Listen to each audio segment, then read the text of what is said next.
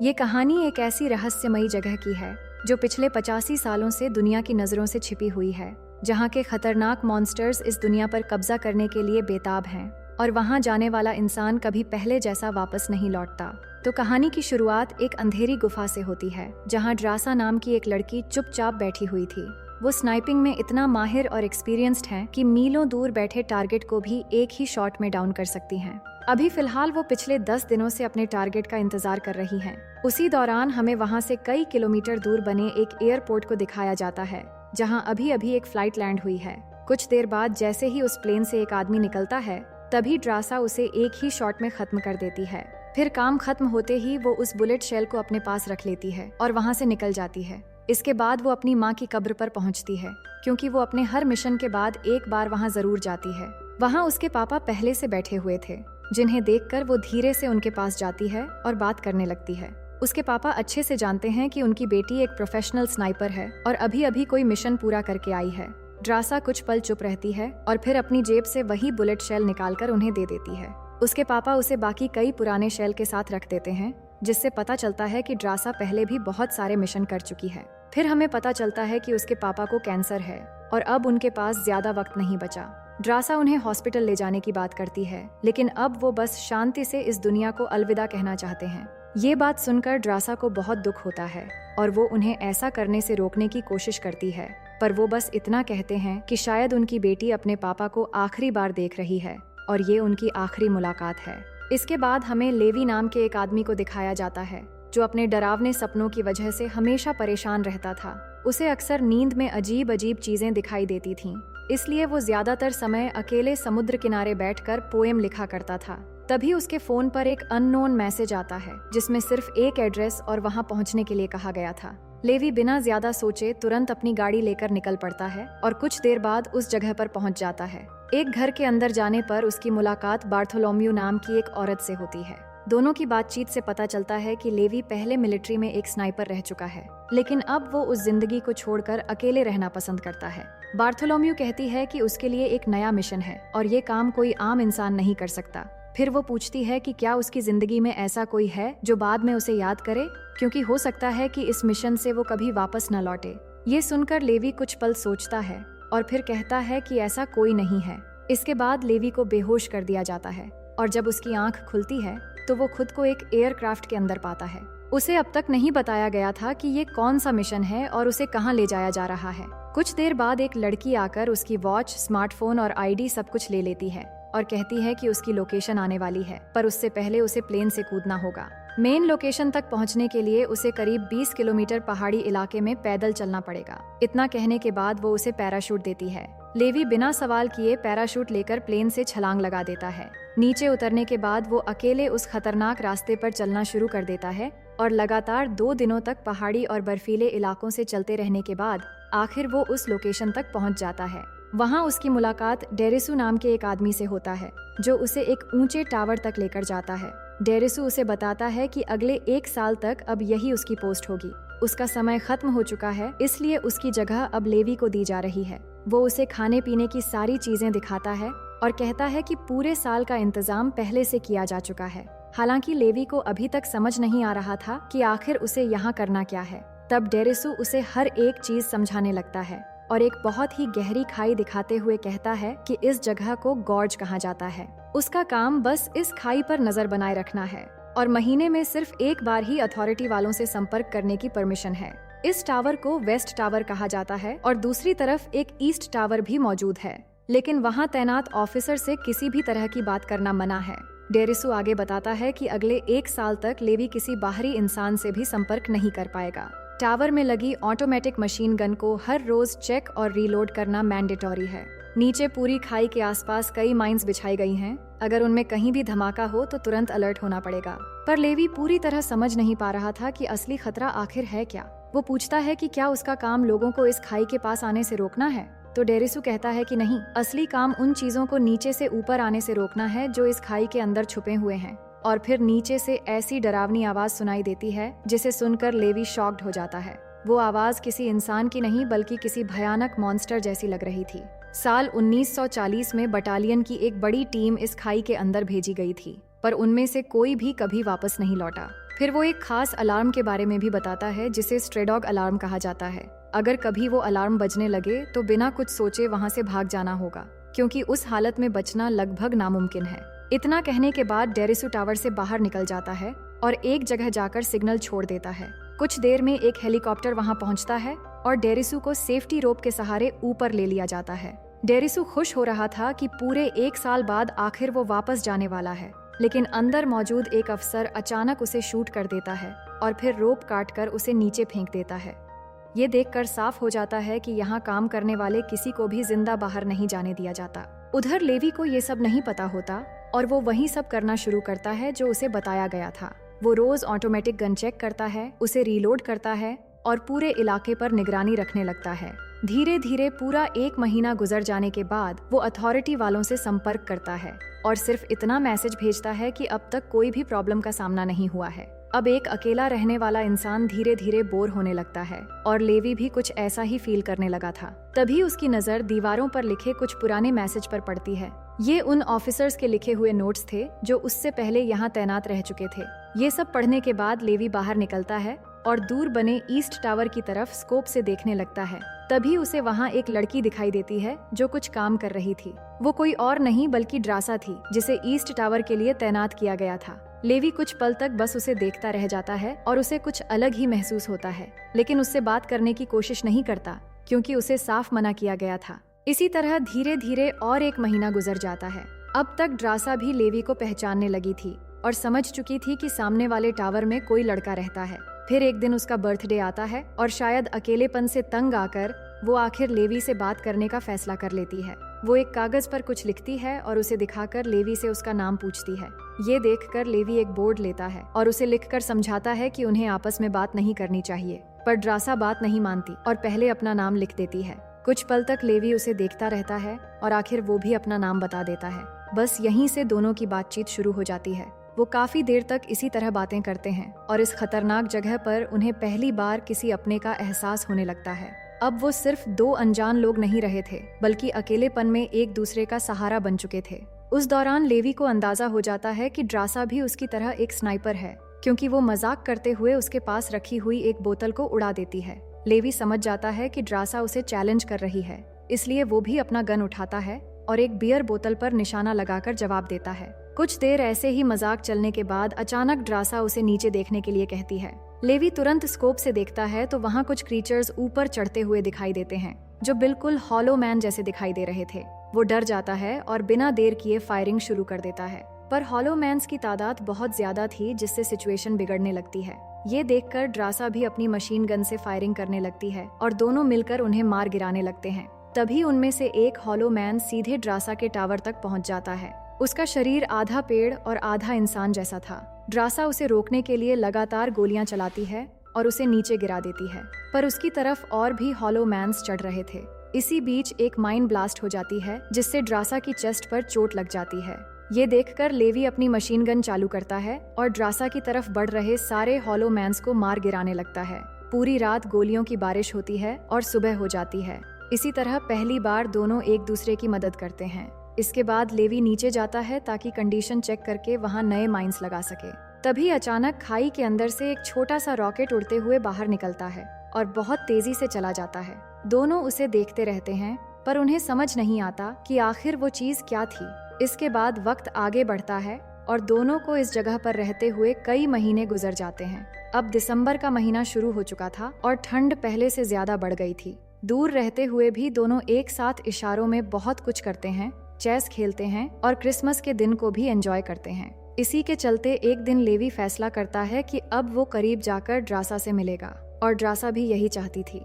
इसके बाद लेवी एक मिसाइल लेता है और उसके अंदर ऐसा सिस्टम करता है जिससे एक मजबूत मेटल रोप ड्रासा के टावर तक पहुंचाया जा सके। ड्रासा दूर से उसे ये सब करते हुए देखती रहती है। फिर पूरी तैयारी के बाद लेवी ड्रासा को आज रात डिनर के लिए पूछता है, जिसे देखकर ड्रासा का जवाब हाँ में होता है। कुछ देर बाद लेवी मिसाइल को दूसरी तरफ लॉन्च कर देता है और मेटल रोप सीधे जाकर ड्रासा के टावर तक पहुंच जाती है। ड्रासा तुरंत जाकर मिसाइल में लगी आग बुझाकर उसे एक पेड़ से बांध देती है, जिसके बाद लेवी अपनी सेफ्टी हुक लगाता है और मेटल रोप के सहारे खाई के ऊपर से दूसरे टावर तक पहुंच जाता है। वहां पहुंचते ही ड्रासा उसे सामने देखकर बहुत खुश हो जाती है, क्योंकि वो 6 महीने बाद आमने सामने मिल रहे थे।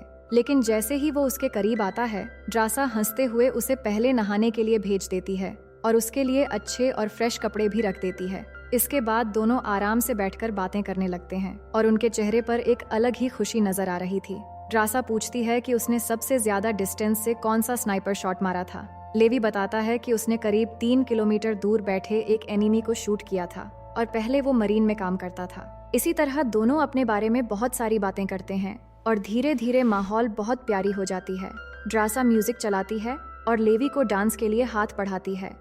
दोनों साथ में कपल डांस करने लगते हैं और पहली बार उन्हें कुछ पल की खुशी महसूस होती है। वो एक दूसरे के करीब आ जाते हैं और अपने सारे डर, अकेलेपन और दर्द को भूलकर एक दूसरे में खो जाते हैं। इसके बाद लेवी उसे अपनी पोएम के बारे में बताता है और कहता है उसने ड्रासा के लिए भी एक पोएम लिखी है। ड्रासा जिद करने लगती है कि सुनाना ही पड़ेगा, तो लेवी कहता है कि जब वो दोनों यहाँ से बाहर निकलेंगे तब वो खुद सामने आकर उसे वो पोएम सुनाएगा। अब अगली सुबह लेवी वापस अपने टावर पर लौटने के लिए निकलता है, लेकिन जैसे ही वो बिल्कुल मिडिल तक पहुंचता है तभी कुछ होलोमैन्स के चढ़ने की वजह से वहां लगी एक माइन अचानक ब्लास्ट हो जाती है। इस धमाके में मेटल रोप टूट जाती है और लेवी सीधे नीचे गहरी खाई में गिर जाता है। ड्रासा ये सब देखकर बुरी तरह घबरा जाती है और तुरंत एक पैराशूट लेकर लेवी को बचाने के लिए खाई में कूद पड़ती है, लेकिन वो सॉफ्टली लैंड नहीं हो पाती और खाई के अंदर जाकर सीधे एक बहती नदी में गिरती है। पानी के तेज बहाव उसे दूर तक बहाकर ले जाता है, पर वो किसी तरह किनारे तक पहुंच जाती है। वहीं दूसरी तरफ लेवी नीचे गिरने से पहले एक पेड़ से लटक कर बेहोश हो गया था। तभी अचानक एक विशाल केकड़े जैसा जीव उस पर हमला करने वाला होता है, जिससे वो नीचे गिर जाता है। लेकिन जमीन पर गिरते ही वहां मौजूद पेड़ों की जड़ें उसे कसकर जकड़ने लगती हैं, जैसे वो जिंदा हो। लेकिन इससे पहले कि वो उसे नुकसान पहुंचाती, तभी ड्रासा पहुंच जाती है और उसे बचा लेती है। इसके बाद दोनों अलर्ट हो जाते हैं और चारों तरफ ध्यान से देखने लगते हैं। तभी अचानक 2 होलोमैन घोड़ों पर सवार होकर आते हैं और उन पर हमला करके जान से मारने की कोशिश करते हैं, मगर डरने के बजाय लेवी और ड्रासा मिलकर उनका सामना करते हैं और दोनों होलोमैन्स को मार गिराते हैं।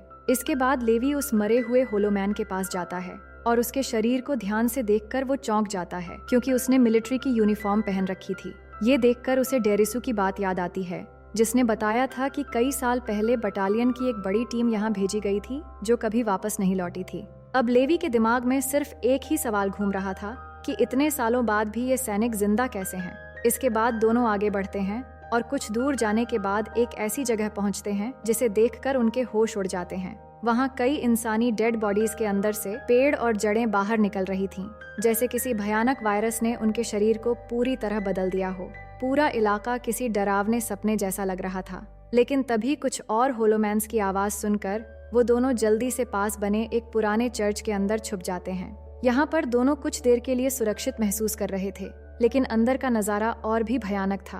पूरे चर्च में कई लोगों की लाशें बिखरी पड़ी थीं। उन्हें कुछ समझ नहीं आ रहा था कि आखिर ये कैसी जगह है। तभी अचानक ऊपर से एक बड़ी सी मकड़ी ड्रासा पर हमला कर देती है। ड्रासा किसी तरह खुद को बचा लेती है, लेकिन देखते ही देखते बहुत सारी खोपड़ी वाली मकड़ियां उनकी तरफ बढ़ने लगती हैं। पर कुछ होने से पहले दोनों मिलकर उन पर गोलियां चलाने लगते हैं। इसी दौरान अचानक कुछ होलोमैन आकर उन पर हमला कर देते हैं। दोनों उनसे भी मुकाबला करते हैं, पर उन्हें पूरी तरह खत्म करना इतना आसान नहीं था। इसलिए ड्रासा एक ब्लास्ट कर देती है और दोनों फौरन चर्च से भाग निकलते हैं। अब उन्हें समझ आ चुका था कि यहाँ हर मोड़ पर खतरा है और उन्हें जल्द ही कुछ करना होगा। इसके बाद वो पहाड़ के बीच बनी एक गुफा तक पहुँचते हैं, जहाँ एक बड़ा सा दरवाजा था।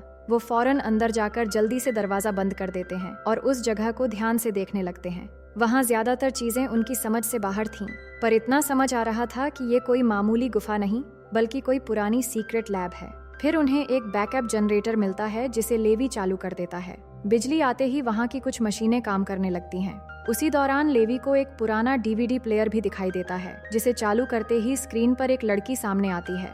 वो इस जगह की सारी इन्फॉर्मेशन बताने लगती है कि 1946 में यहाँ एक बेहद खतरनाक बायोकेमिकल मिसाइल बनाई जा रही थी, लेकिन एक दिन अचानक अर्थक्वेक की वजह से मिसाइल लीक होने लगी, जिससे खतरनाक केमिकल पूरे इलाके में फैल गया। इसके बाद यहाँ मौजूद लोग इन्फेक्टेड होने लगे और वो खुद भी उस वायरस की चपेट में आ चुकी थी। वो लड़की आगे बताती है कि अथॉरिटीज को इस हादसे की जानकारी देकर पूरे इलाके को ब्लास्ट करने के लिए कहा गया था, ताकि ये वायरस बाहर की दुनिया तक ना पहुंच सके, लेकिन उन्होंने किसी और मकसद के लिए ऐसा नहीं किया।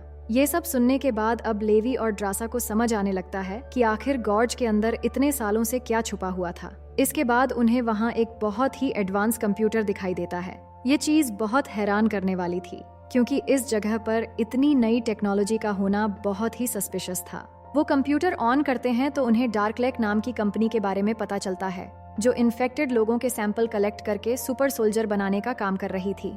यानी दुनिया के कुछ ताकतवर लोग इस जगह को इसलिए खत्म नहीं करना चाहते थे क्योंकि वो इस वायरस का इस्तेमाल अपने फायदे के लिए कर रहे थे। उसी कंप्यूटर से लेवी को ये भी पता चलता है कि गॉर्ज का पूरा एरिया करीब 4.2 किलोमीटर लंबा है। अब ये सारी सच्चाई दुनिया के सामने लाने के लिए उन्हें किसी तरह यहाँ से जिंदा निकलना होगा। पर जैसे ही दोनों गुफा से बाहर निकलते हैं, तभी अचानक एक होलोमैन ड्रासा को रस्सी से बांधकर घसीटते हुए ले जाने लगता है। वो खुद को छुड़ाने की पूरी कोशिश करती है, लेकिन चोट लगने से वो बेहोश हो जाती है। उधर लेवी उसे ढूंढते ढूंढते एक ऐसी जगह पहुंचता है जहां एक बहुत बड़ी मिसाइल तैयार करके रखी गई थी। दिखने में लग रहा था कि बस एक कमांड मिलते ही ये मिसाइल लॉन्च हो जाएगा। दूसरी तरफ उस लकड़ मानव ने ड्रासा को ले जाकर अपने घर में लटका कर रखा था और ऐसा लग रहा था कि वो उसे मारकर खा जाएगा। ड्रासा उसे खोलने के लिए चिल्लाती है, लेकिन जब वो कोई बात नहीं सुनता तो वो खुद को किसी तरह छुड़ाकर उस पर हमला कर देती है। अब दोनों के बीच एक जबरदस्त लड़ाई शुरू हो जाती है, पर वो बहुत ही ताकतवर था। ड्रासा उसे कई बार खत्म करने की कोशिश करती है, पर उसे ज्यादा कुछ नहीं होता। लेकिन सही वक्त पर वहाँ लेवी पहुँच जाता है और गोली मारकर उस लकड़ मानव को खत्म कर देता है। लेकिन असली झटका उन्हें तब लगता है जब लेवी उसकी यूनिफॉर्म पर लिखा नाम पढ़ता है। वो समझ जाता है कि ये वही पहला ऑफिसर था जिसे सालों पहले वॉच टावर की निगरानी के लिए भेजा गया था और बाद में वो भी इन्फेक्टेड होकर होलोमैन बन गया। अब दोनों यहाँ से जल्द निकलने की तैयारी करते हैं। कुछ देर बाद उन्हें वहाँ एक पुरानी जीप दिखाई देती है।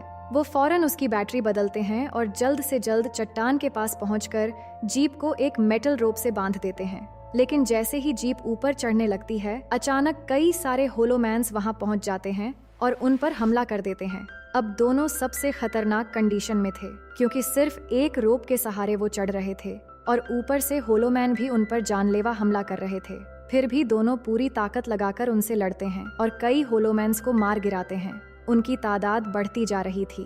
तब लेवी जीप की टंकी लीक करके नीचे पेट्रोल छोड़कर आग लगा देता है। इससे एक धमाका होता है और सारे होलोमैन्स जलकर नीचे गिर जाते हैं। इसके बाद मेटल रोप काटकर जीप को नीचे छोड़ देते हैं और काफी मुश्किलों के बाद वो ईस्ट टावर तक पहुंचने में कामयाब हो जाते हैं। अब दोनों सुरक्षित तो हो गए थे, लेकिन उनके मन में डर था कि शायद वो भी उस वायरस से इन्फेक्टेड न हो गए हों। लेवी कहता है, चाहे उसकी हालत कैसी भी हो, वो जिंदगी का हर एक पल ड्रासा के साथ बिताना चाहता है। इसके बाद अगले दिन लेवी मेटल रोप के सहारे वापस अपने टावर पर चला जाता है।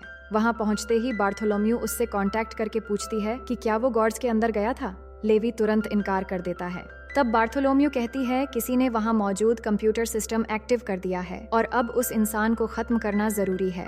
हालांकि बार्थोलोम्यू पहले ही सीसीटीवी में देख चुकी थी कि लेवी और ड्रासा दोनों वहाँ गए थे, पर ये बात वो लेवी को नहीं बताती और खुद अगले दिन अपनी फोर्स के साथ हेलीकॉप्टर लेकर वहाँ पहुँच जाती है। पर जैसे ही हेलीकॉप्टर वहाँ आता है, लेवी और ड्रासा उसे देख लेते हैं और तुरंत समझ जाते हैं कि बार्थोलोम्यू उन्हें जिंदा नहीं छोड़ने वाली, क्योंकि उन्हें एक बहुत बड़ी सीक्रेट के बारे में पता चल गया है। इसलिए दोनों तुरंत जंगल की तरफ भागना शुरू कर देते हैं। लेकिन उससे पहले बार्थोलोम्यू लेवी और ड्रासा को खत्म करने के लिए उनके पीछे ड्रोन छोड़ चुकी थी। वो दोनों अपनी जान बचाते हुए भागने लगते हैं और फायरिंग करके काफी मुश्किलों के बाद कुछ ड्रोन्स को डिस्ट्रॉय भी कर देते हैं। फिर सिचुएशन थोड़ी कंट्रोल में आने के बाद लेवी और ड्रासा टावर के एंटीना पर शूट कर देते हैं। एंटीना ब्लास्ट होते ही पूरा सिस्टम एक्टिव हो जाता है और वहाँ की स्ट्रेडॉग अलार्म बजना शुरू हो जाता है। इसका मतलब था कि अब 2 मिनट के अंदर पूरा गॉर्ज ऑटोमेटिकली डिस्ट्रॉय हो जाएगा। बार्थोलोम्यू भी ये जानती थी, इसलिए वो तुरंत अपनी फोर्स के साथ वहाँ से भागने लगती है। वहीं ड्रासा गॉर्ज के एरिया से निकलकर काफी दूर आ चुकी थी, पर लेवी जख्मी होने की वजह से अभी भी काफी पीछे था। पर जैसे ही 2 मिनट पूरे होते हैं, गॉर्ज के अंदर लगी हुई वो बड़ी मिसाइल फट जाती है। धमाका इतना भयानक होता है कि पूरे इलाके में आग फैल जाती है। इस विस्फोट में सारे होलोमैन खत्म हो जाते हैं और बार्थोलोम्यू का हेलीकॉप्टर भी उसकी चपेट में आ जाता है और वो अपनी फोर्स के साथ मारी जाती है। इसी दौरान लेवी भागते भागते आखिर एक नदी में गिर जाता है, जबकि ड्रासा बिल्कुल सुरक्षित निकल गई थी। इसके बाद कई दिन गुजर जाते हैं। ड्रासा हर दिन लेवी का इंतजार करती रहती है, लेकिन उसका कोई पता नहीं चलता। धीरे धीरे उसे लगने लगता है कि शायद अब वो कभी वापस नहीं आएगा। एक दिन वो आखिरकार लेवी की लिखी हुई पोएम खोलकर पढ़ती है, जिसे कभी लेवी ने खुद पढ़कर सुनाने का वादा किया था। उस पोएम को पढ़ते हुए उसकी आंखें भर आती हैं। कुछ दिनों बाद वो अपनी जिंदगी को फिर से शुरू करने की कोशिश करती है और एक छोटे से रेस्टोरेंट में काम करने लगती है। लेकिन फिर एक दिन अचानक लेवी उस रेस्टोरेंट पर आता है। ड्रासा उसे जैसे ही देखती है उसकी आंखों में खुशी छलक उठती है। वो बिना कुछ सोचे उसके पास जाती है और दोनों एक दूसरे को गले लगाकर किस करते हैं। और इसी खूबसूरत मोमेंट के साथ ये कहानी यहीं पर खत्म हो जाती है। तो दोस्तों, उम्मीद करती हूँ कि ये कहानी आपको बेहद पसंद आई होगी।